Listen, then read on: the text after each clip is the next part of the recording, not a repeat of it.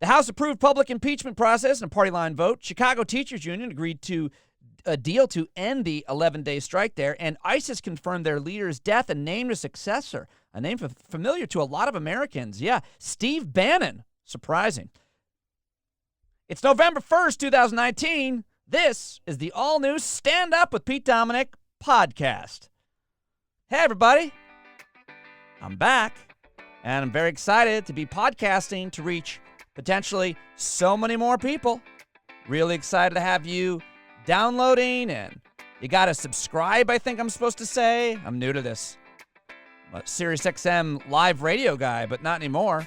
So I have to tell you to subscribe, and I have to tell you to give it a 5-star review, which always sounds kind of douchey when people say all that. Now, here I am doing it. Anyway, try to do this every day, every morning, get it up for you. We'll open with the news, and I can't do it alone, so I'm going to have a rotating cast of co-hosts, and the first person I thought of, in hopes that she would be available to do that, is Maura Quint, because I need someone who's smarter and funnier than me, and I think that I've always done that, surrounded myself with those people, and I think that she's one of those people, if such things can be measured. Even though women aren't funny, she really is. She's the executive director of Tax March, which is an awesome organization. She is a contributor for The Onion. She has written for The New Yorker and Playboy and McSweeney's, where she does debate recaps, which are the best, hilarious. She was named one of Rolling Stone's top 25 funniest Twitter accounts of 2016, and she's just a really, really cool person. I'm psyched to have Maura joining me, and she'll be wherever she's at, because she travels all over the place all the time. I'll be wherever I'm at, and we'll put it all together. And Maura, thank you so much for doing this. I'm going to fade the music out. Hey. That was a really good fade. Hi. Hi. Thank you so much for joining me and for being on podcast number 1. Stand Up with Pete Dominick podcast. It's very exciting. I know that. I feel very honored. Do you think there's anybody who is so smart and so interesting that they can just talk into a microphone and just host a podcast alone? Like, is there anybody that you would listen to, just that one person for an hour? Because I feel like there's almost nobody, philosopher, comedian, academic, journalist, that I would want to listen to just alone. And I realize I got to have people to bounce off of. Yeah, I think the only reason anyone would listen to one person talking for an hour is if they have a really bad case of insomnia and you just need someone droning on. Right. That's pretty much it. Got to have the right vocal tone as well. Well, I'm really psyched to have you to talk to about the news and about life. And I just think you're one of the funniest, smartest people. Your Twitter game drives me nuts that your tweets are always so smart and funny and thoughtful. And I mean, nuts in that I'm jealous that I'm not as good. And you've got an awesome following there. And so, and you're also a mom and just a really thoughtful person. So I just thought you would be the best person. And I'm going to hopefully have you on as much as I can to do this as often as I can until you either get sick of it or we just can't make it work. So thank you so much. Absolutely. I'm very happy to do it. And thank you for all the praise. I think that now I'm going to have to make sure you don't meet anyone else, so you never actually have anyone to compare me to. That's really all I've got to do. That would be ideal. I hope we can stay that way. And I hope I don't piss you off or lose you. Because I hope you piss me off a little bit, actually. That's more fun. By the way, speaking of pissing you off, I started with the even though women aren't funny. And that's I wanted to get your take on that, because I've seen you tweeting about that. You've been in that conversation. And we can dispense of it really, really quickly. But I mean, aren't we? Are we done with that? Are we done with the women aren't funny thing at this point in 2019? We are, of course we are. I mean, there's always going to be people who are ridiculous, who are off some fringe thing, saying women aren't funny, or all Jews should die, or whatever kind of crazy out there thing it is that you want to say.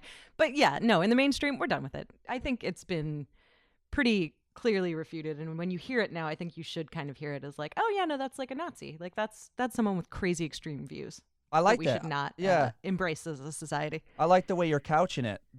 It's like how I talk about debating. I'm not going to debate science. I'm not going to debate the pros and cons of slavery or whether or not the Holocaust happened.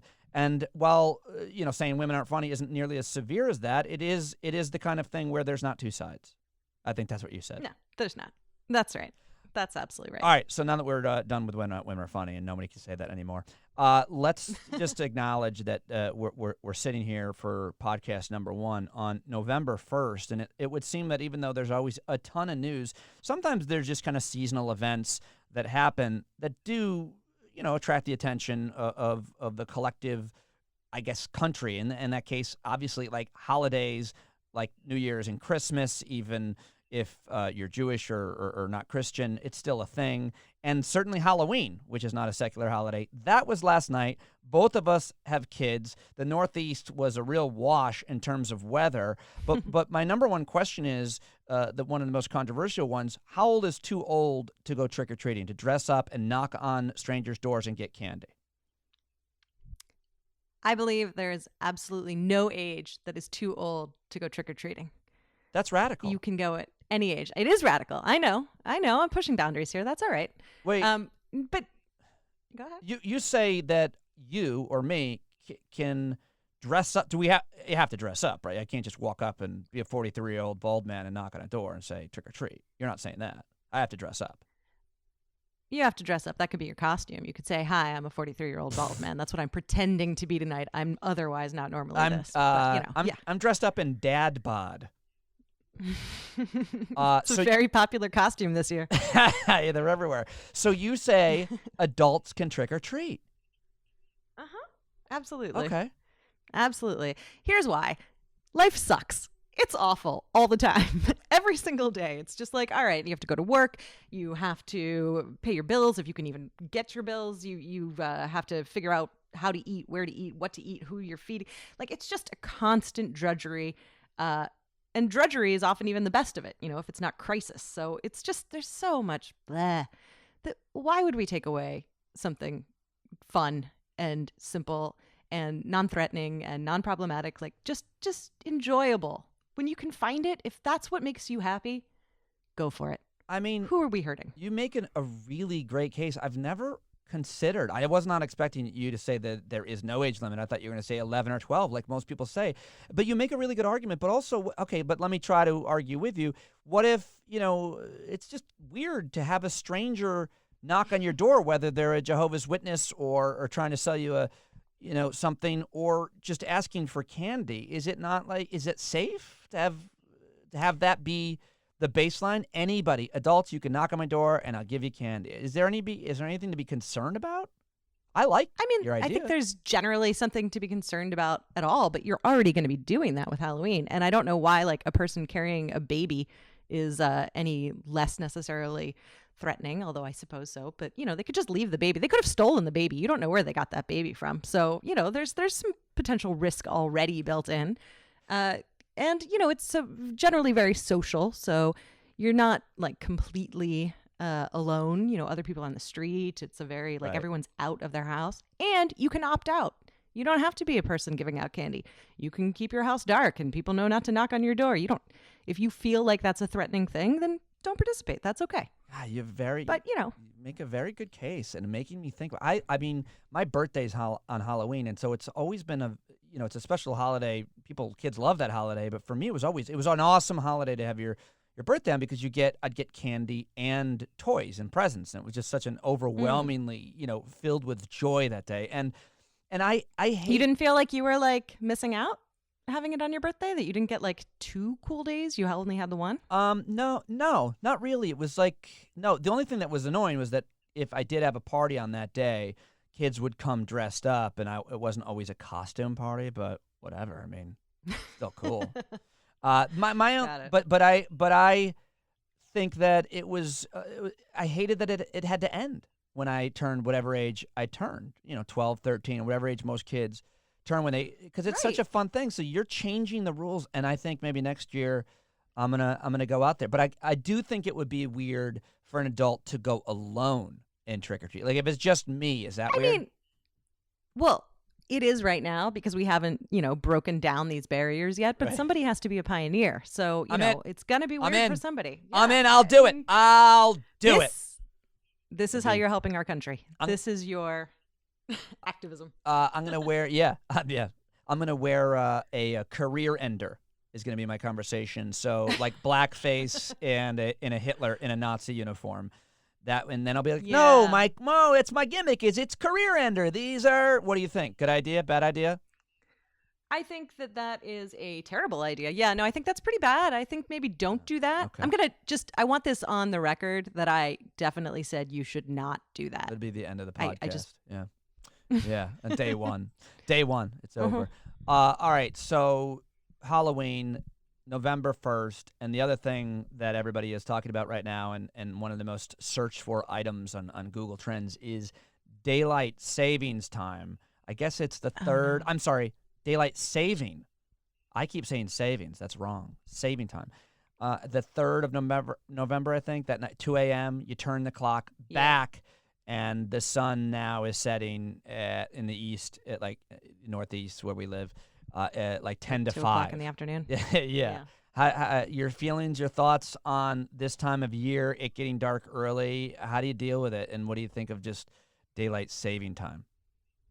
I think I'm not a farmer, so, do we really have to go through this? Right. But beyond that, I mean, again, I'm really pro happiness, pro joy, pro things that bring joy. And generally that's like, sunlight. It's just one of those things. So the longer that we can have like our day that we're awake in sunlight, assuming we're waking up not at the crack of dawn, the better. So I hate this. I hate the shorter day thing. I hate it. It gets dark, and the moment it gets dark, I just want to like go to sleep or, I don't know, go to a bar and just drink a lot. Yeah, I think that's why they and then go to sleep. Isn't that why they have like alcohol issues in Scandinavia? Because it's dark the whole winter. People want to drink. I have no idea, but yes, sounds good. Let's say yes. My that wife makes sense to me. My wife really struggles with the seasonal depression disorder, like pretty bad. It really rough. It really gets her. She desperately wants to move to somewhere mainly warmer. I didn't know that I struggled with that my whole life. I had no idea. I thought it was just like a moody kind of like the person until I moved to LA. Then I lived in LA and I was like, why am I happy all the time? What is this? Wow, yeah. And it was not, that was like, oh, sun is good. Sun is positive. I like sun. How long did you live out there? Almost 10 years. And was there any downside to there not being, the normal seasons that you grew up with on the East Coast, or did you miss? I mean, I can make some up. Like, if I was pressed, I suppose, but it's things like, oh, you lose track of time a little bit because you don't have those seasonal markers. But all of that really, I think, is just kind of bullshit. Like you live in LA, you pretty much need to have a car if you can, if possible. And so if you have a car, you can drive a little bit north and go see fall one day if you want to see fall. Like, oh, okay, there's some red leaves.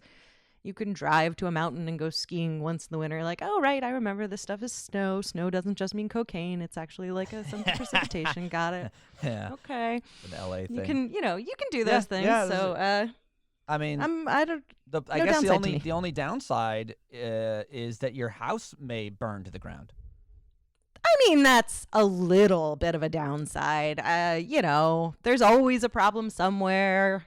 Let me let that get us into the news. And I guess every day we won't be able to have something that we can all kind of agree upon, and that being the day after Halloween and daylight saving time. And so we'll obviously be talking a lot about the top news stories. But I saw this morning in terms of the latest on the wildfires that investigators suspect that, again, it was wind-damaged power lines contributing to a start of half of the dozen, which is a word I never use, dozen, fires that have spread fast in several parts of California.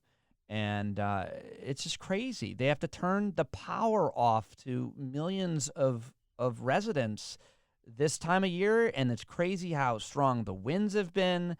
And it's just, I don't know what to really say about it. It's awful. Other than people are in danger in so many different ways right now in California because, of course, obviously the fires are just an immediate danger. But then losing power is a tremendous danger for so many people for so many different reasons. I mean, it can be a medical problem. It can be a temperature issue. I mean, there's a lot. And LeBron James it's really lights terrible. on his basketball court could go out. I guess he lives out there, and he had to abandon Like, it's like the news always will report on celebrities, how, oh my gosh, it's even affecting Bel Air and Brentwood. And it's like, yeah, this. I don't even believe that, though. He's got to have generators. Like, that just sounds like a stunt to me. Oh, well, I just made up the thing about his lights. I'm saying, oh, okay. He had to, Okay, I'm just thinking of, you're thinking of like the most dire situation where someone's ventilator is turning off, some life support, and I'm thinking of all the extra things that wealthy people have that, oh my God, could you imagine doing without? But yet, I mean, those people having to abandon their homes, the point is you can't prevent against fire no matter how much property you own or, the issue really seems to be population. There's too many people living in too many places, and not to mention, obviously, climate change making everything so dry, and the fact that if these fires are being started by downed power lines, that's also a human-created issue. I mean, wildfires are naturally occurring from lightning, but they're more often because of anything from arson to energy lines falling. So, it is as a result of humans, how bad they've gotten. I think it's fair to say. Well, I mean, everything on Earth that's bad, it seems mostly as a result of humans. I mean, yeah. Maybe not everything, but a really, really Our large chunk of it. So yeah, really a parasite. We're not great. We're definitely an infestation. The funniest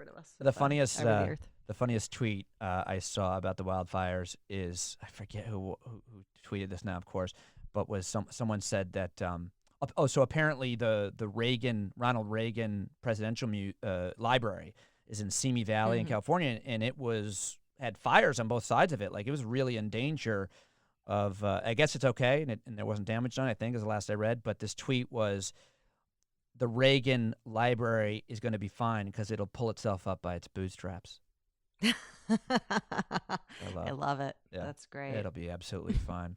Also yesterday, I got pretty much the top story from yesterday is that the House approved the plan. By the way, Republicans were demanding to have a public impeachment inquiry because things were being done behind closed doors. Well, now they got their wish, but of course, none of the Republicans who were demanding it voted for it. And, every once in a while I do get a hot tweet. I'm no Maura Quint, who is talking to me now. She's at Behind Your Back. If you're not following her on Twitter, you should. She's awesome. But I tweeted, in 1974, almost the entire House voted to start impeachment inquiry into Nixon, that includes most Republicans and Democrats. Of course, Nixon was Republican. In 1998, 31 Democrats voted to start an investigation into their own party's president, Bill Clinton. So 31 Dems. And then this was from yesterday. Today, 0 Republicans voted to investigate a guy who makes Clinton and Nixon look like angels. House Republicans are the worst. And Maura, the best pushback I got came from my brother, who tweeted that he took issue with me saying that Trump makes Nixon look like an angel, because I was thinking about why Nixon was impeached. And of course, my brother, being the human moral person he is, was thinking that Nixon extended the Vietnam War to win election. Like, he's responsible for millions of people dying in Southeast Asia. So Trump isn't worse than him. Is the point. Trump isn't worse than Nixon. What do you think about all the news of the vote, the House vote down party lines, and my hot tweet, which I don't want to brag, but it's up to 11. I'm really mostly excited about your tweet. 11.8. I didn't know about that until now. Oh, yeah. All right. Yeah, it's pretty big. That's really big. That's really big. I mean, that's the big news of yesterday, really. I think that we should all be focused on. Thank you, especially here on podcast number 1. I'm at Pete Dominick. Come on, everybody. No, you're 10 times better than me on Twitter and have a way bigger following. But so forget about Twitter. What do you think of the news? I mean, it's just in keeping with everything we've been seeing from the Republican Party for, at least the last 2 years, but certainly much further than that. There's just this whole idea that everything is spectacle and everything is just for show and everything is just twist the narrative however they want it to be in that moment.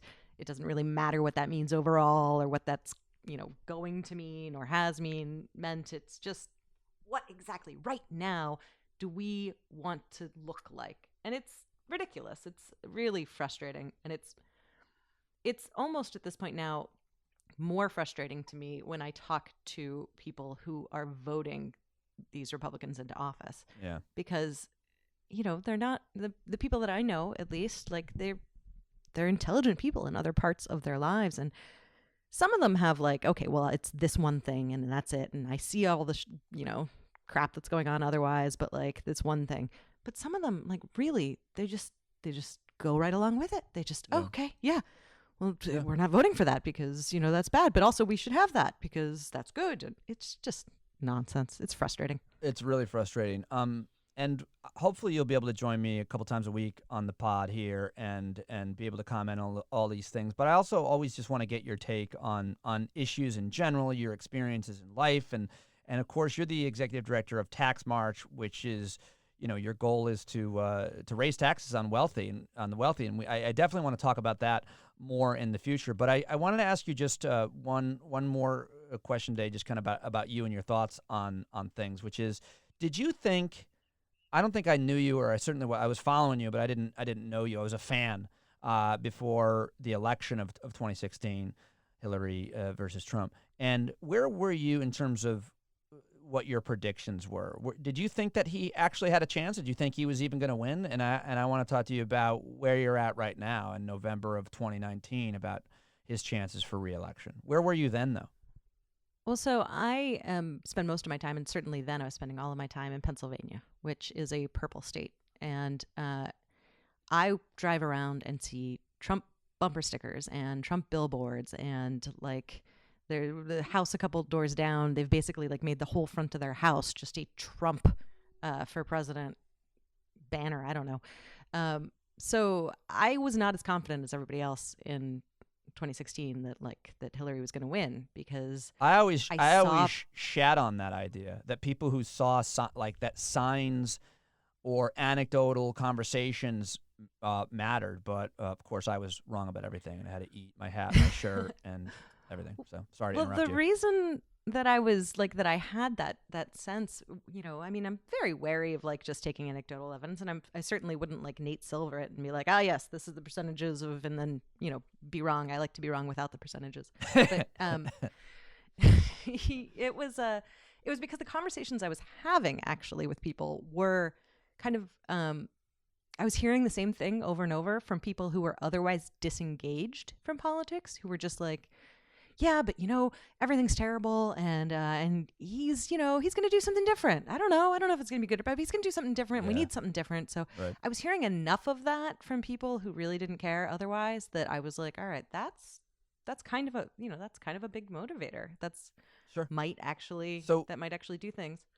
So how much has that changed in where you live in Pennsylvania? Like, what do you think now? Because, you do see a lot of the data and the polling, if people pay attention to those things, we can talk about whether or not we should, that in those swing states that he took from Obama, basically, like Pennsylvania, that a lot of public opinion has changed against him. You see the opinions, the polling on impeachment. You also see what I think is the most important statistic is how's the economy doing in those states. So in your opinion, based on your experience and living there, how is Pennsylvania looking for the Democratic candidate versus Trump? I think there's a high probability that Pennsylvania will go blue this election. I think, though, that doesn't mean necessarily that I think that we're going to have a Democrat in office at the end of all of this. That is still really kind of up for debate, I think, because so many of the people that he really spurred into action have their heels dug in and like are so gung-ho, and they're kind of pulling some other people with them, that I think it's still a massive fight, and it's no way guaranteed. But I kind of think the Dems have a slightly better chance than they did in 2016. Because there are plenty of people also who are just completely fed up with him. Right. Well, we'll see. Do you have a preferred candidate right now? I'm trying not to have a preferred candidate. I'm trying to be very just issue focused. And so right now I really prefer Bernie's policies, and I like a lot of what Elizabeth Warren is putting out as well. Right. What do you think of Pete Buttigieg? I do not like Pete Buttigieg. You can't say that on this show. I don't like him. I'm just sorry. It's weird. It is kind of weird is it weird for progressives to be critical of a guy who is openly gay and potentially could be the first gay president? Is that at all? Is there? Do you have any misgivings about that? Not you shouldn't. I don't think you should. I don't. But I do feel a little uncomfortable about it. A little bit. Do you remember Milo or Milo? I don't know, but the kind of neo-Nazi-esque big figure. I mean, he was gay. We ran him off Twitter and everywhere else. Like, I love, by the way, that he's so not famous to you that you're not sure how his name is pronounced. That made me happy that you. I love that a lot. That's a good point. That's a really good point, Milo. Yeah, Milo. I mean, there's not any sort of particular identity that is going to necessarily protect someone from bad action. Like, if great point. Yeah. Race, gender, sexual orientation. If you, yeah. So that's a great point. I mean, that's the reason that we haven't voted, Tommy Lahren in or something like that. Like, oh well, it's a woman. We should get behind her. No, is she's it Tommy terrible. Or Tommy? I don't know. Tomahawk, yeah. All right. So Maura is on Twitter at Behind Your Back. Tax March is the nonprofit she's the executive director of. I want you to donate to that right now. taxmarch.org. And any other plugs? Because you'll be here. Hopefully, I'll be able to con you into joining me a couple times a week here. Nothing else to plug right now. But I'm sure I'm gonna, I'll come up with something. All right, for sure. But before we go, you and I did have a kind of heated argument earlier, and I do want to now have it on the air. You are a person. You're a human. You're an American. You're a woman who likes the nougat, the Milky Way, the Three Musketeers. And before we go ahead and make the case, you monster. The case is that I have a mouth that can taste, and I am not a absolute raving lunatic. That's the case. There's not much more than that, really. It's very straightforward. Nougat is clearly good. Anyone who says nougat isn't good. I don't know what happened to you. I don't know if you actually, maybe if there's like a problem with the way that you I should say. I don't know. You know what? I should say that I had a little brother who died choking on nougat. And if you knew that, you would probably know why I feel the way I do about it. I probably should preface it. It changes nothing. Oh, poor Philip. He was so Philip. Maura Quint, at Behind Your Back. She loves nougat. She's really smart, and hopefully I'll be able to convince her to join me a couple times here on the podcast. Thanks, Maura. Have a great weekend. Thank you. You too. All right. Coming up next, my conversation with everybody's favorite doctor, at least on the old show. He's my first guest on the new show, Dr. Aaron Carroll, a wide-ranging conversation with him. Well, I had to have Dr. Aaron Carroll on my first episode of Stand Up with Pete Dominick because he was one of the most popular people on the old show, joining me almost every week for over 10 years. He is a pediatrician at the University of Indiana School of Medicine, where he's also the vice chair for health policy and outcomes research and the director of the Center for Health Policy and Professionalism Research. He is the author of 3 books that debunk myths about your body and your health, including most recently a book about the latest research on nutrition. It's very readable and fun, called The Bad Food Bible. He's a contributor to the New York Times, which is pretty prestigious. His columns almost always are a big hit there. He also has a YouTube channel, which is huge. It's got over 330,000 subscribers. It's called Healthcare Triage. He is the king of all healthcare communication and media and research. He also happens to be one of the most intelligent, emotionally, and cognitively people I've ever met in my life, which is why I call him one of my best friends. Here's my conversation with the always brilliant Dr. Aaron Carroll. So he was one of my favorite and one of your favorite people on the SiriusXM show. And, of course, I wanted to have one of my closest friends, smartest people I know, as one of the very first guests on the podcast. Ladies and gentlemen, Dr. Aaron Carroll in his – I'm assuming you're in your office, but I don't know where you are. I am. And that was very, very kind of you to say. Yes, I'm sitting in my office in Indiana. It's freezing because I turned off the space heater so it wouldn't make noise. So, another thing I do for you. You're very kind. You're doing this for me and giving me a lot of your time, and you always have, and I greatly appreciate it. And I do almost nothing for you. So it's a very imbalanced relationship, but I appreciate it very much. Okay, so there's so much that I want to get to with you. And obviously, this is the podcast, and we've talked for years, literally, once a week, almost every week for over 10 years. And we've covered so many different issues, and we've learned about so many different things from you. But I wanted to start just by having you talk a little bit about scientific literacy, because when we read an article about a new study that a journalist has written, that journalist doesn't necessarily know how good the study is. The study might not be great, but then we all end up talking about it in layman's terms at dinner or with our friends and family. Oh, I heard about this study, or I read this article that talked about this study.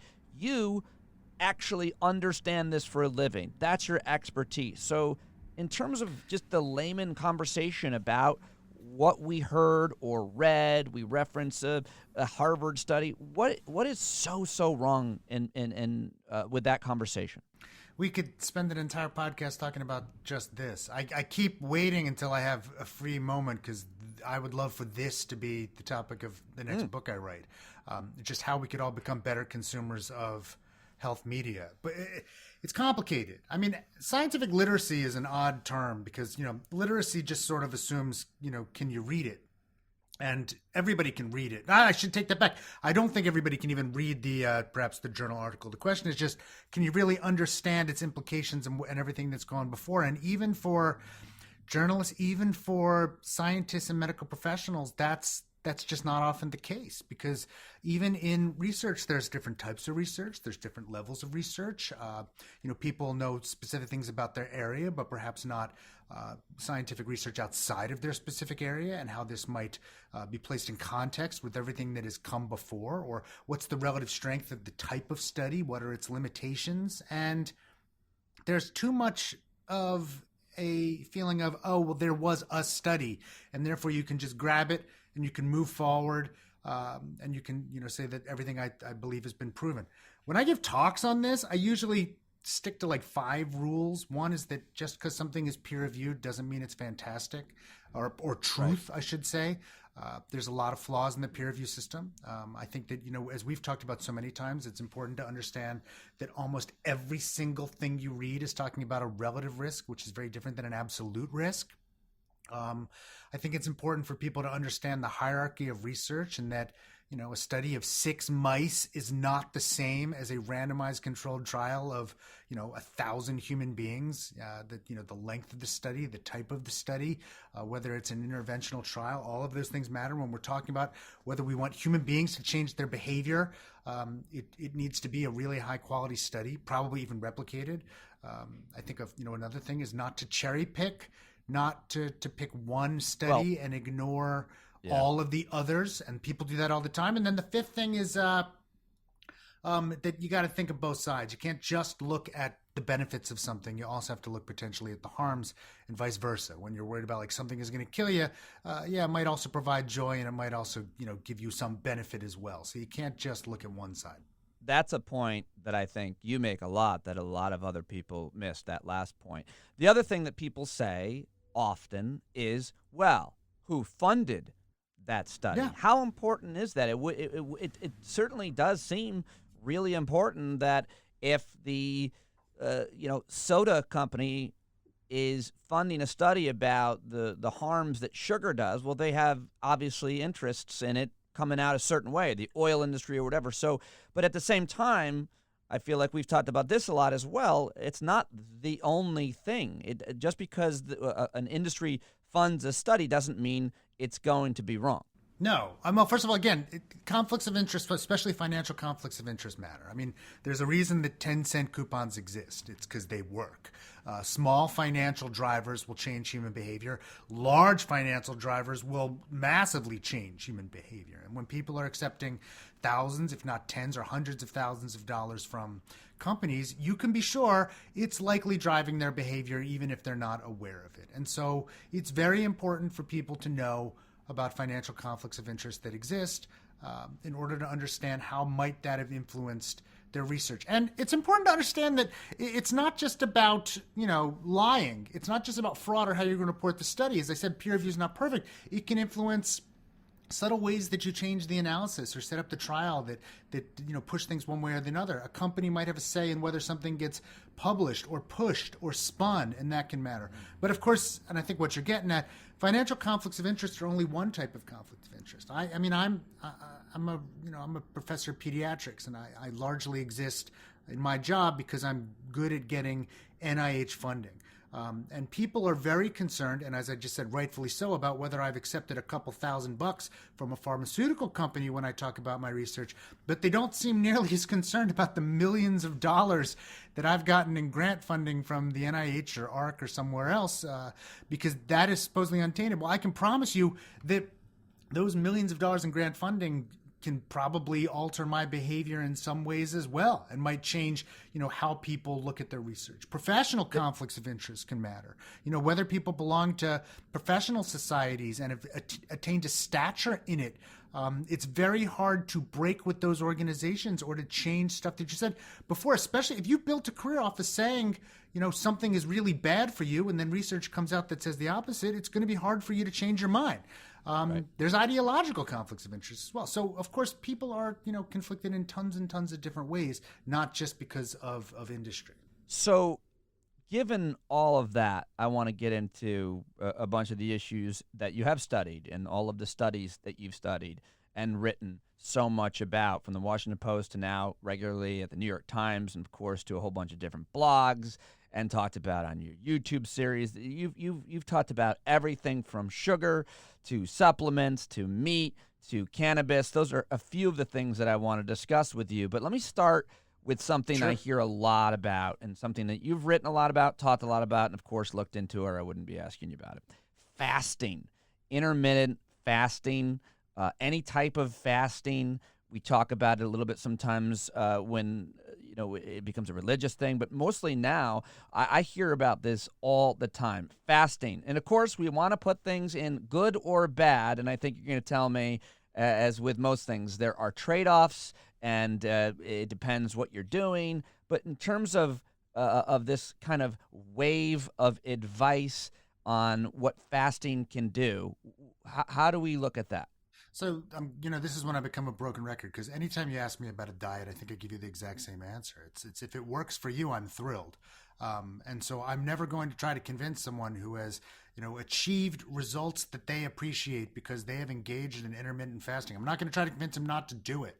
That's great. The problem is when they start to proselytize and tell others that they must also do what they have done in order to achieve those results. You'll hear tons of claims from people who have engaged in intermittent fasting, and just in the same way you'll have tons of claims from people that have engaged in ketogenic diets, or people that have engaged in low-fat diets, or the South Beach. I don't care which diet you pick. You will hear people say, "Oh, this is the one that makes you live longer. This is the one that makes everything, all your blood values go in the right direction, and this is the one." Well, when they do head-to-head trials, really good randomized controlled trials of diets, it turns out that they almost all work exactly the same. That you lose weight, and if you're trying to engage in a diet in which you weren't perhaps motivated to do, you lose weight initially, and then over time it comes back, and sometimes even rebounds, that more comes back than it got. So because often diet focuses on radical change that people cannot sustain over the long term. The truth of the matter is that the best diet for you is the one that you will stick to. Almost all diets work because they force us to be more thoughtful and mindful about what we're eating. We probably drop a lot of the processed crap. We probably drop a lot of the extra food that we're eating. We eat better in whatever way you want to define that, and we're more conscious about it, and that's great. And if intermittent fasting does that for you, I'm thrilled, and I'm not going to try to change you from what you're doing. But the truth of the matter.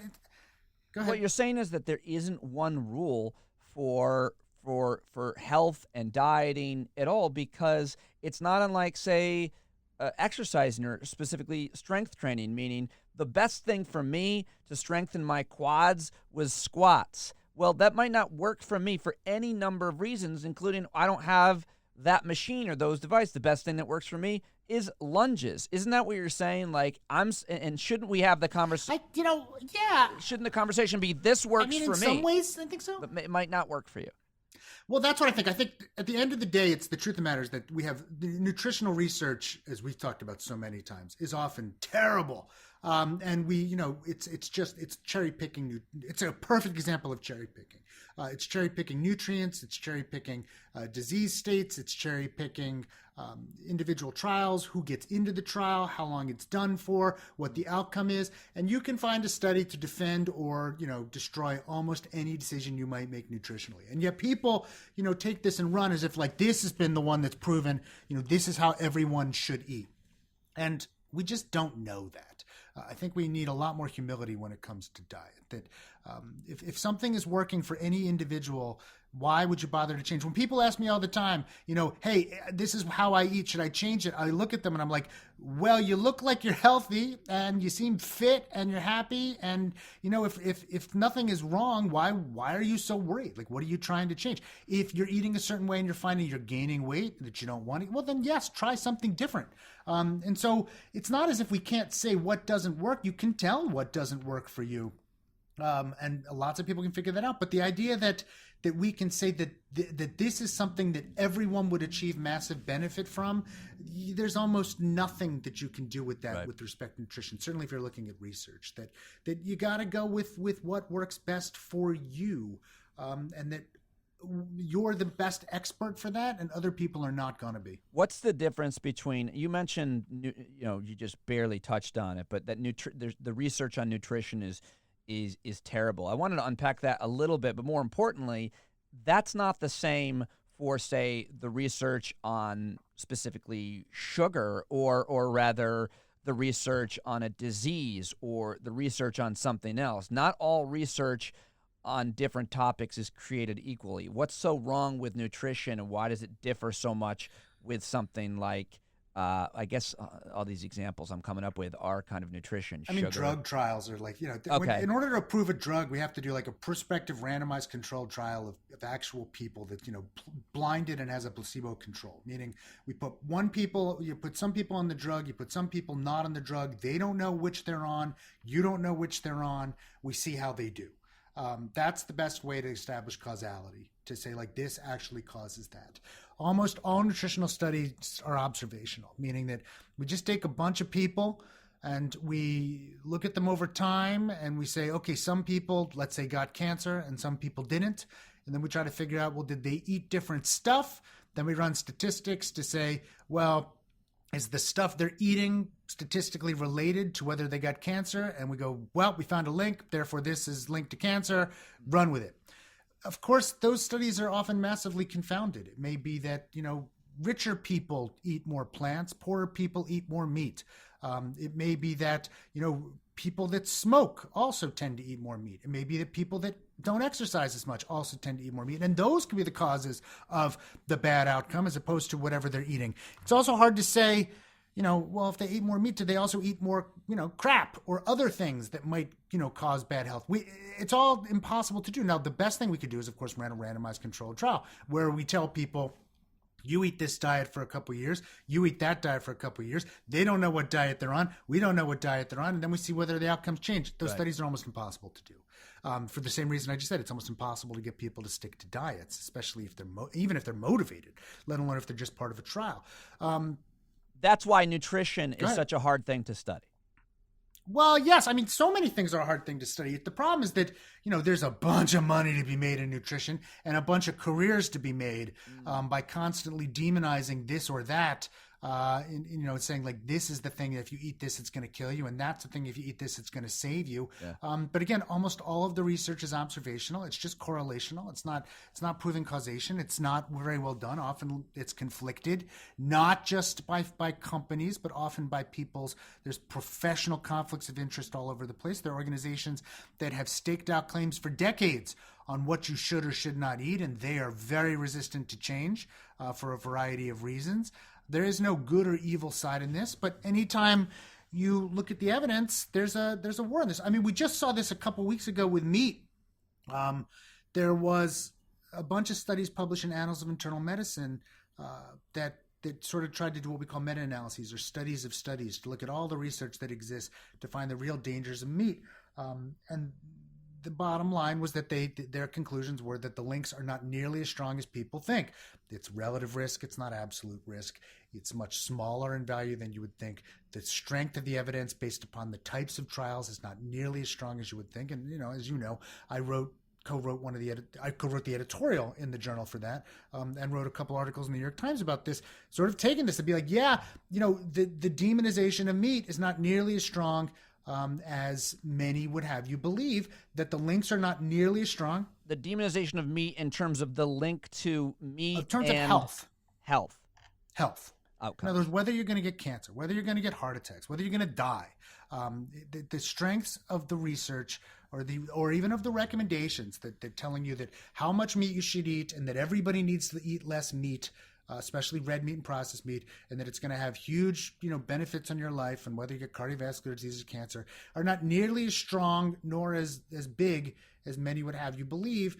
And probably we shouldn't be telling, again, everybody that they need to eat less meat with the strength of the conviction that many of the recommendations usually have. With the strength and conviction of the recommendations, but your general rule seems to have always been about moderation, whether it be smoking weed, drinking alcohol, eating sugar, or eating meat, meaning you come in and you say, I have a steak every day. Well, you would look at that and say, well, maybe that's too much, but I don't know. It's like the problem is, when you do these studies, like the study that talks about when the WHO says, there's an 18%, increase in cancer if you eat processed meat. What they're talking about is an extra serving a day. So you'd have to eat an extra, serving of meat per day to get that 18% increase in risk. Of course, that's not a randomized controlled trial, and it's a relative risk. The actual absolute value, I think, risk when I plug my numbers in or get at least close to them is I think I go from like 2.7% to 3.2% if I committed to actually eating that extra serving of processed meat every day for the rest of my life. And even then you could argue that, well, even if you did it, the absolute risk increase from what we know isn't nearly as big as people think. So I don't even know that I would say, if somebody said to me, like, I want to eat steak every day, if I'd be like, you absolutely positively should not do that, I'd look at them and say, like, you look pretty healthy. If you look healthy and you're exercising and your lifestyle is great, I don't know that that's where I would say for that individual that they would have to make a change. Now, if you tell me you're eating multiple servings at every meal every day, I'm like, well, that sounds like it's a lot. Right. Because now you're on the extreme of what anyone is doing, and that's probably never a good idea. But if that person still was, running marathons and looking great and doing well, I don't know that I would waste my time trying to convince that person who's clearly doing pretty well in terms of health and life that they need to change their behavior. Are all meats equivalent in terms of being is organically grass-fed beef more nutritious than the factory farm cow that was eating their own shit and just corn and grain, things that apparently aren't natural? So there's not much evidence that it's better for your health. There are really no good studies that show that it makes a huge difference. Now, organically raised food could theoretically be better for the environment, and we can have strong debates about that. It could theoretically be better in terms when we're raising cattle, if different farming or different raising of cattle preferences might be better or worse for the environment in terms of climate change. Those are reasonable arguments to have. Certainly ethically, there could be differences, and even in taste. There could certainly be differences. So I think that there's a place to have a discussion about, whether organic or, different ways to raise cattle and crops are better for the world. Right. But if you're looking for an argument that it's better for your health, no. And it's also, I find that to be like sort of counterproductive. If people are choosing to eat, fruits and vegetables, attacking them because they're not eating the right kinds of fruits and vegetables isn't very productive. We should just be thrilled that they're eating fruits and vegetables. Right. It's always a great point. But and I'm glad that you brought that up, because we go from meat to fruits and vegetables, and one of the most commonly held ideas is that, and it makes a tremendous amount of sense to an uneducated mind, is that organically raised fruits and vegetables are healthier in terms of they don't have poison sprayed on them than those that are raised and with being sprayed by pesticide. You've heard about these lawsuits now that have won against the pesticide producers, like I think it's Monsanto or whoever creates the weed killers and all that. But we've talked about this so much, and it's really interesting and fascinating because you always bring up the socioeconomic point, which is, if you don't have a lot of money, you should know that there's no difference in terms of your health between an organic and a non-organic strawberry. They're both good for you. Yeah, I mean, yes, in the sense that they're both food, and I would be thrilled. I'm not going to tell you how to eat. People should be making, almost all the choices are fine as long as there's moderation and they're trying to eat a wide variety of foods. But the arguments that you hear from some that you must eat organic, that if you don't, that you're going to, have major health consequences. There's really no good evidence in nutritional value increases with respect to organically raised food. There's almost no evidence with respect to harm. Depending upon how you set up the study, you could detect the presence or non-presence of certain fertilizers, or certain weed killers, things like that, but not necessarily if you said, well, what about the difference with respect to dangerous levels of them? Then, of course, just because a weed killer or a fertilizer is quote unquote organic does not mean it's good for you either. And studies sometimes blur that distinction. And so, if you want to choose to eat organic food for a number of reasons, that's perfectly fine. It's a personal choice. But if it's super expensive and it's hurting your wallet, which is definitely a harm that many people don't discuss, or it's making it harder for you to eat the foods that you like, which is a joy problem, which is also, quote unquote harm that we don't really discuss too much, then it's perfectly fine to eat conventionally grown food. I want to ask you one more kind of study-related question. Well, everything is related to studies and research in your world, which was why I love you. But I wanted to ask you about supplements. We hear it's a multi-billion-dollar industry, and now we hear a lot about not just your daily vitamins and different supplements that everybody should take, and frankly, most people can afford. But now I hear this from a lot of people who have a lot more money about infusions of different kind, like stem cell infusions or some kind of hormonal infusions. I hear a lot of people. I hear Joe Rogan talking about it. I hear, what's this guy's name who wrote this whole book about it? I mean, a lot of these wealthy people that can afford these different types of supplemental injections or infusions. I obviously know nothing about them, but supplements in general. And then what about these more modern kind of infusion type things? Well, you see lots of this stuff, and it's often marketed to people that can afford them because, of course, they're often marketed by companies that want to make money. Look, here's the thing. If something was proven to work, if there were good studies that showed that there work, I'd be screaming it from the rooftops. Everyone would be screaming it from the rooftops. There's no, most of the people who are involved in health or health care or in trying to get you to be healthy, they're not looking to screw you. They want you to be healthy. And if there was something that existed in terms of a vitamin or supplement, I imagine most people would promote it. The truth of the matter is that most supplements, there just isn't the research there to do it. That's not how evolution works. It's not as if you don't just because it's not like cars. It's not, or actually it is like cars in the sense that, you need a certain amount of gas in the tank greater than zero to work, but more and more gas doesn't make the car work better. And at some point you're just pouring it out the side. Vitamins work in a number of ways to help the body keep working, but the body just, stores them incredibly well. And after a while, when you're adding extra vitamins, you're not doing any better. You're just making expensive urine. You're just peeing it out, because the body doesn't know what to do with it above that. It's not as if the more vitamin C you get, the more benefit that you get. Even though a lot of very smart people believe that, the studies have shown that it just doesn't work with respect to keeping you healthy or preventing colds or doing all kinds of other stuff. You're saying, wait, hold on. I want to underscore that. There's nothing you can take to prevent a cold, or once you get a cold, to fight that cold off in terms of echinacea, vitamin C, zinc, or obviously the homeopathic. No, if there was, of course, we'd all do it. But everybody does do it. Everybody does drink. Not everybody. That's just not orange true. Juice. That's the thing is, you can find people who will say everybody does something, but not everybody does the same thing. Because if we knew one thing worked, everybody would do that thing. Airborne. What would be Airborne. Airborne does not work. I mean, Airborne was actually turned out to be a fraud. They were making up data in a garage or something, if I remember correctly. But no, it doesn't. And again, if it did, believe me, the medical industrial complex would figure out a way to medicalize it, and they'd put it through the FDA, and they would get insurance to cover it and make billions of dollars off of it. This isn't a mystery here.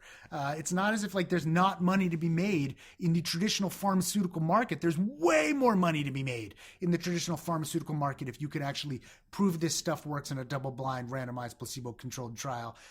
Of course, everybody would do that, and Oprah would have it on, multiple times. Well, I guess when Oprah was on, multiple times, and everybody would do it. Right. It's just not the way these things work. And we haven't even gotten into the fact that the supplements are a relatively unregulated market. When we do tests on what's supposed to be in the supplements, it often turns out it is not. There's sometimes harmful ingredients in there. I'm not trying to scare people off of it, even though I wouldn't have a problem with it, because it's people's money. Spend it how you like. But more often than not, when people are taking supplements, there are people who are relatively healthy trying to get an edge. And that's, if it worked, everybody would do it. It just doesn't. Usually the people who are motivated to take a specific supplement because they're trying to get an edge and they're already high performing are also doing a ton of other stuff, including being wealthy, that makes it, easier to be high performers in general. But if there was... You see a lot of this in high-performance athletes where they're trying to get any edge possible. Clearly, there's billions of dollars or millions of dollars at stake for them. I don't fault them for it. But again, just because something even worked for them doesn't mean they should start proselytizing that this will then work for everybody Always else. the most That's important not the point. way this Just works. because it works for me or them doesn't mean it's going to work for you. No, we need to study and prove it to say that it works for X, a greater than zero number of people. That includes a decent percentage of people. That includes drugs, by the way. And it's not as if surgery? you take all drugs and all drugs work. Well, no, even procedures, to be honest, when they do placebo-controlled trials, you'd be shocked at how many procedures turn out not to work as well as we had hoped. But clearly everybody that gets that takes something doesn't get a benefit. Some people will get better no matter what. Some people will not get better no matter what. And some number of people will get better because they took a drug or a treatment. But you'd be surprised at how small that relative number of people is for so many of the drugs and procedures in health that we just take every day in America. We call that the number needed to treat. How many people need to be treated in order for one to see a benefit? And for many of the drugs that we do all the time, that number can be in the hundreds, if not thousands. So it's like the vast majority of people actually taking something don't actually see the benefit. But we're looking for any kind of edge in America. We're willing to spend a ton of money, even for something where the chance of seeing something good happen is pretty low. I'm just not willing in general to start endorsing stuff that doesn't even have that kind of benefit behind it, right, when it can cost a decent amount of money and have harms. Let me talk to you because, I'm doing Joe Rogan's show, which I desperately want him to have you on. And he what's that? You'd love to go on, right? Of course, but yeah, come on, okay, you can edit that out if you want.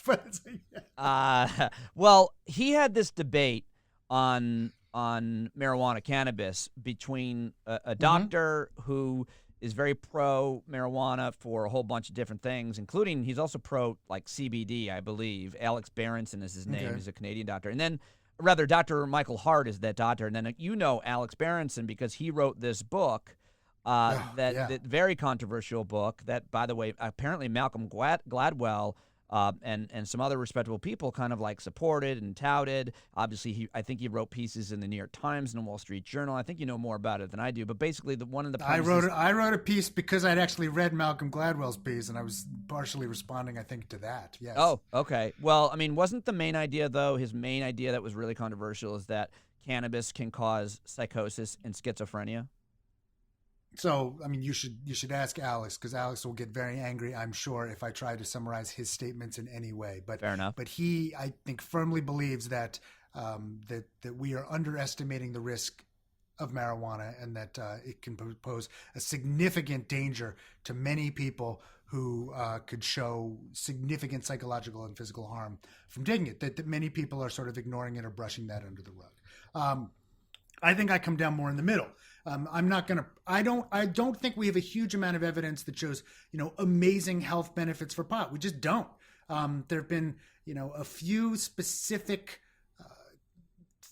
things that we can say that it seems that marijuana has a medical, perhaps, a medical purpose, like chemotherapy, patients under chemotherapy who have, nausea and vomiting and, tend to see some benefit, it looks like, in terms of, THC, that it improves those symptoms. And there are a few other small things where there may be some minor benefit. Of course, there's also potential harm.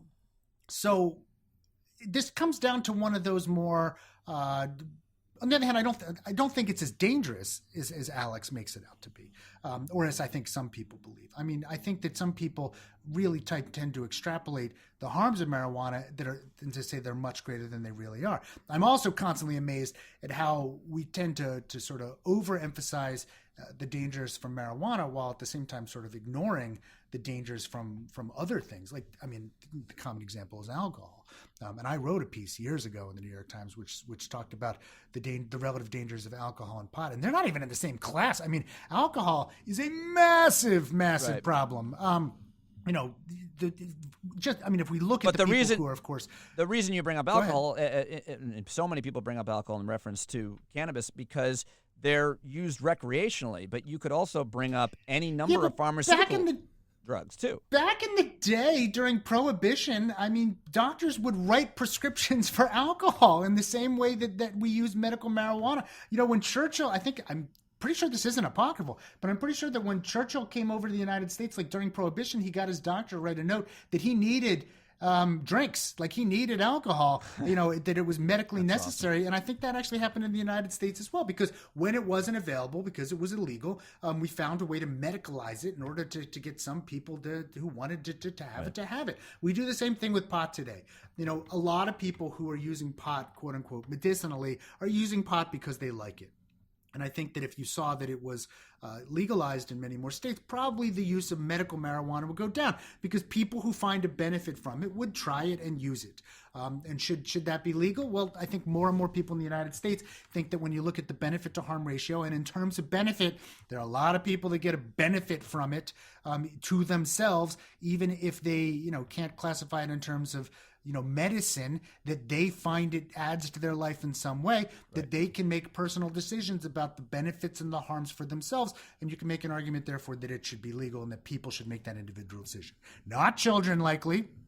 No, not children, likely. Not children, clearly. Right. And we can set the age at which we think that they should be able to make that decision, but that adults can make that decision for themselves. We let people do it, certainly with cigarettes. We let people do it with alcohol. Both of those seem to be far more dangerous to people in terms of health than pot is. But for a long time, we've had this view of marijuana that sort of demonizes it in ways that make it harder to process. Do you think that this following statement is, I know you love nuance, so maybe you won't love it, but I think that the most dangerous thing about cannabis and cannabis products are that they are illegal. Because they're not able to be studied, because they're not regulated, we don't know always what's in them, or you don't know the concentration of what's in them, because they don't have labels on them, and because they've not been able to be studied, that the most dangerous thing is that they're illegal. Let them legalize them and regulate them and study them. I think that perhaps from what we know right now, that is true. I hesitate only to say that because it's like, you're right, we just haven't studied it enough. We don't have enough, data to say that would be the worst thing. But I do think, given what we see in the current climate right now, that the massive negatives from the way we're handling marijuana at the moment probably outweigh what we do know at the moment of negatives. I think that doesn't mean that as we legalize it more and more, that we shouldn't be aware and concerned about watching it as people people claim the THC is stronger, as people claim that is more widespread use, that we will see more people with health problems. All of it could be true. We just don't know. So I think we should be thoughtful and careful as we see it become more and more legalized, to make sure that people don't start abusing it, that we don't see significant health consequences that we weren't seeing before, that we don't see other changes to society that we might not like. But again, that doesn't mean that we're going to. It just means that we should be thoughtful and careful and not overly optimistic in the same way we shouldn't be overly pessimistic. All right, well, we've been talking mostly about health and nutrition and scientific research, but you're also is intelligent, educated, and articulate as you are on those types of ideas. You are equally as intelligent, articulated, and educated on healthcare systems, health policy, health economics, health insurance, however people want to call it. You have studied the world's health care systems. As a matter of fact, you recently went on an international trip. Where'd you go? Singapore? Where else did you go? Yeah, we went to Singapore and Malaysia. And Malaysia. And, of course, you've studied Canada. Yes. You've studied all of them. But Yeah. I wanted to ask you, a little bit about that as well before we get to wrap it up. And it's number one, when we talk about health insurance, health policy, and government systems, the best way that healthcare is delivered, you've taught me that we have to have a thoughtful, nuanced conversation. We have to understand that there are trade-offs, but specifically on healthcare, what we're talking about is access. Do people have access to insurance, much less doctors and hospitals? We have to talk about quality. How good are those hospitals, physicians, etc.? And of course, cost. How much does it cost? So cost, quality, and access. How am I doing? Yep. You're doing great. You paid attention. So yeah, anytime we want to talk about health policy, specifically even changing a healthcare system, we have to talk about those three things. And the problem that most people won't recognize is that, any change that I make to make one of those things better is going to make probably one, if not both of the other things, potentially worse. You can at most make two of those things better at a time. The third one is going to get worse. I can make a system that costs less tomorrow than our system today. Either I have to do that by restricting access, or quality is likely going to suffer in some way. I can make a system universal tomorrow, but that either will cost more or the quality might suffer. And I can make it best in the world, but that, again, it's going to cost more money or it might restrict access in some way. The Affordable Care Act, for better or for worse, sought to improve access, and it did so at expensive cost. I mean, it spent, arguably $1 trillion in a decade trying to increase the number of people who have access to the healthcare system. Now, people often point to and say, well, other systems do better than us, and they're universal and they cost less, so clearly you can do it. And the answer to that is, well, no, they do have differences in terms of access or quality, but just in ways that we might not recognize or care about. We like getting MRIs when we want to get MRIs. That is access. We like, being able to do stuff.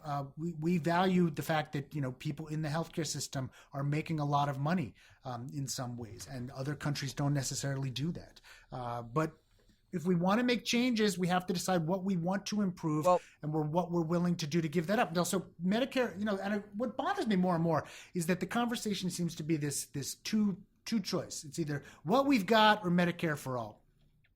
Medicare for all is a perfectly viable way to reform the healthcare system. It will achieve universal coverage. It arguably could work to constrain spending in some ways. But when you do international comparisons of countries, Canada doesn't fare that well. It does okay, but it's often near us, and for some reason that's the system we've latched onto. We ran a thing in the New York Times a year or two ago, where we actually did a sort of a bracket thing. We had readers vote on which healthcare system they'd prefer. And we had 8 systems in there. And the system that won is Switzerland. Switzerland is an entirely private healthcare system. It's tightly regulated, but everyone in Singapore, everyone has private insurance, either nonprofit or profit. It's their choice. And sort of with different levels of cost sharing, deductibles, and everything else. There is no Medicare. There is no Medicaid. There is no government-run healthcare. There is no even government-financed healthcare. There's a sliding scale of subsidies, but it's basically if you took the exchanges and did them writ large for everyone. And there was a time in this country where that would have been a lowercase c conservative approach of saying, let's do away with government involvement in the health insurance business and just regulate this a bit better and get everyone, uncoupled from jobs, private insurance from birth to death with pretty high cost sharing even. I mean, lots of quote unquote skin in the game. And that's the system that won. And it's expensive compared to other systems but ours. And it achieves incredible, quality results. It has, differences in access as everything does. But why we're stuck in this sort of, it has to be either single payer or what we've got is just baffling to me. Right. But that being said, you mentioned Canada. The issue, and for me now, is not that now that I'm not getting insurance through my employer, I'm glad that the exchanges were created through Obamacare, but it's still $2,000, $2,500 at least for my whole family. Yeah. And the idea that we only get insurance through an employer that's affordable is wrong. And the idea that and somewhat unique. And the idea that in America people go bankrupt because of insurance bills is also unique. Don't kid yourself that insurance from an employer is affordable. The average employer-sponsored family plan in the United States right now, the average costs more than $20,000 a year. So that's probably what, $2,000, slightly less than $2,000 a month. And the employee share of that, and of course, any good economist will tell you it's all coming out of the employee, but the employee share is still thousands of dollars, and that doesn't include all the deductibles and copays. Insurance is expensive, period. It's just, but if you have a job, it's part of your compensation. But believe me, you're not getting that money in wages, and you could be getting it in wages if insurance didn't cost so much. The problem is healthcare costs so much. The prices, it just costs a lot for everybody. Fair enough. So what about the medical bankruptcy issue that's uniquely American? Okay, so we could have a long debate about medical bankruptcy, but you're right. People go, but I mean, Canadians, nobody else has to worry about that in the rest of the world. Well, some do. I mean, they still have cost sharing, and it's like, and they do it. The healthcare's not free in other countries. They pay it through taxes and everything else. You're right in the sense that the systems are more regulated, and that there's probably But you're not an accident or an illness away from not an accident or an illness away from financial ruin. No, you're not, though, if you're insured by most people insured in the United States either. But okay, look, I don't. You're coming at me from the left now, and it's like, and I'm not trying to argue that the system is good. The system is terrible, and so I don't disagree that like we have to have reform. But it's like, but it doesn't have to be us or Canada. What you just said, it's like it's uniquely American. All of these other countries have done this better, and I'd agree. And they all have significant more protections and concerns and everything else. But they're all not doing it by single payer. They're all not doing it by the UK system of government-run healthcare. Right. Some of them are private. Some of them have more or less cost sharing. Some of them have more or less private options. Some of them have a public underlay with a private overlay. There's a variety of ways to get this done. We seem to believe there are only two, and we have this mistaken belief that the rest of the world is socialized medicine, and it is not.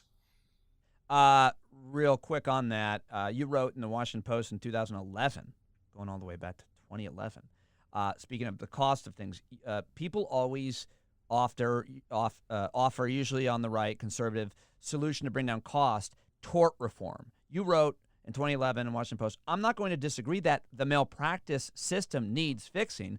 Far too many claims are filed that have no merit. In addition, many more are never brought to trial that absolutely do. I completely support efforts at malpractice reform, but it's not the solution to our high healthcare spending. Tort reform does not equal cost control. That's still accurate? You stand by that? Yeah, absolutely. It's a red herring.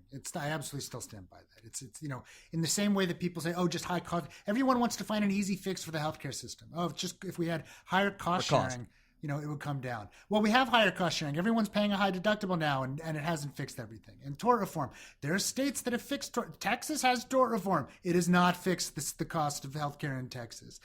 There are many reasons that healthcare costs a ton of money. It is not because of the malpractice system. The malpractice system has many, many issues within it. And yes, probably some percentage of care is people covering their butts by trying to do extra tests or order extra, care in order to not get sued. But there's tons of literature showing that doesn't prevent lawsuits, that even if you take it away, there are many other drivers, including making money, that cause people to order extra tests and do extra procedures.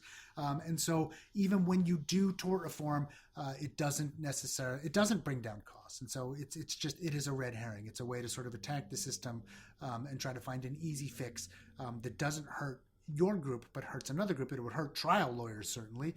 But it is not going to fix the problem. The problem is the prices. The problem is everything in the United States costs way more than it does in other countries. And there are other things wrong with the system as well, but there are no easy fixes. They will all be complicated, and they will all have trade-offs, and we should be cognizant of what those are, and we should be willing to talk about them out loud. Real quick, are the best, you mentioned earlier that we value paying, healthcare providers good money. Are the best doctors in America because doctors in America make the most money? So if you're going to be a doctor, why not go and work in America? Well, I mean, certainly it's probably more attractive to be a physician than in America than most other countries. I mean, but I don't think we have data that show that they're higher quality. I mean, we're certainly not seeing it in outcomes. training could be. I know we don't have data on that. I'm not even going to guess. People practice in other countries because they want to live in those other countries. They like living there. These are not totalitarian systems. These are democracies where people are free to move about. And they choose to live where they want to live. The same thing happens in America. People live in the States and enter into the practices. Not everyone is entirely driven by money. If it was, every single person would want to be a neurosurgeon. I'm a primary care pediatrician. Believe me, I'm not complaining. We do fine, but pediatricians don't make as much as many other specialties. They're on the lower end of the medical socioeconomic spectrum. But I became a pediatrician because that's what I wanted to do, and then I went into research because that's what I wanted to do, and that's why most people do what they want to do when they have the chance. And so, people don't. All the great doctors don't just come to America to make more money, and we don't have evidence that that's the case either. I think we solved pretty much all of the problems. Everything's fixed. Right. But before we let you go, I do want to pick one issue from your book, Don't Cross Your Eyes. They'll get stuck that way. Dr. Carroll, as I mentioned, has written a bunch of books debunking myths and lies about your health. And you have a section in that book basically saying, now where is it, that stretching before exercise does not prevent injury. Is that right? Well, I mean, again, when the few times they've done randomized controlled trials, it didn't work. Like, it didn't actually prevent injuries. The injuries happened at exactly the same rate. And there was some evidence that it actually decreased performance in some way. Now, not enough probably for most people to make a difference. But if I was, again, a super high functioning athlete, I'd want to pay attention to this. But again, part of this is we just don't have the evidence. And so I don't think we have enough evidence to say don't stretch. I just think we just don't have enough evidence to say, like, oh man, stretching is just something everybody positively has to do. It's going to reduce injury. People speak with authority without the level of evidence that they often think that they have. And again, it's often because they just have anecdotes or case series or their experience. But there's not counterfactuals attached to that. Research exists for a reason. It's to overcome the inherent biases so that we can figure out what is actually causing something else and what is actually not. And when it comes to stretching, we just don't have it. Dr. Aaron Carroll, I'm so glad that you were on one of the first episodes of the Stand Up with Pete Dominick podcast. I thank you for your time, and I look forward to doing this with you as often as you can possibly allow me to have your time. Thanks, Pat. Absolutely. All right. Anytime. Get his books, everybody. That's it for us today. Make sure you subscribe and give us a big 5-star review. And what else do I need to tell him, Aaron? You're a podcaster. Review, spread the word, get people to listen, download it, all that stuff. Thanks, pal. Anytime.